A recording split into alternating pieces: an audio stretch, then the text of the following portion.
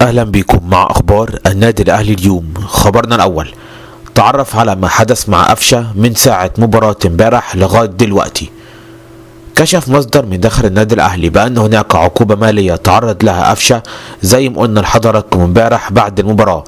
قفشة تعرض لغرامة مالية بجانب هناك جلسة منتظرة معه بعد عودة الفريق للتدريبات من أجل إبلاغه وتحذيره. كولر أكد على أن قفشة ليس المسدد الأول لضربات الجزاء، كان المفروض علي معلول هو اللي يشوطها، عشان كده سيد عبد الحفيظ ينوي عقد جلسة مع قفشة للحديث معه بشكل صريح. لو عاوز يمشي سيتم الموافقة على رحيله في يناير. خبرنا الثاني: تعرف على ما حدث ما بين كولر واللاعبين بالأمس في ملعب مختار التتش بالجزيرة.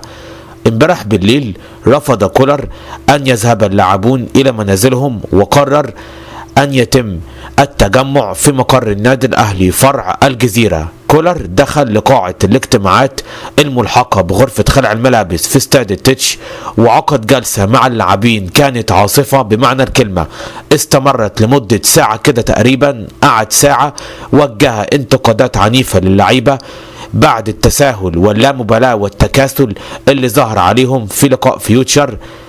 كولر قال للعيبة بالنص: لقد استنفذ البعض منكم جميع الفرص التي منحتها له، لن يكون هناك مكان سوى للاعب المجتهد والملتزم داخل وخارج الملعب، والفترة القادمة ستشهد خروج البعض من حساباتي الفنية تماما. اللي عرفناه ان كده كولر بيلمح زي ما قلنا لكم امبارح على قفشة. خبرنا الثالث: كولر يتحدث عن التعاقدات الجديدة وعلاقتها بكأس العالم للأندية. قال كولر: المشاركة في كأس العالم للأندية لن تؤثر على صفقات النادي الأهلي الجديدة، كده بنبحث عن التعاقدات التي تفيد الفريق.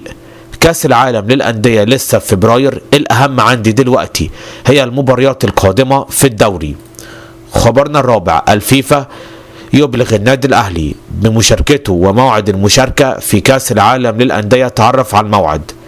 أكد اتحاد الكورة على أن النادي الأهلي سيشارك بداية من يوم 1 فبراير.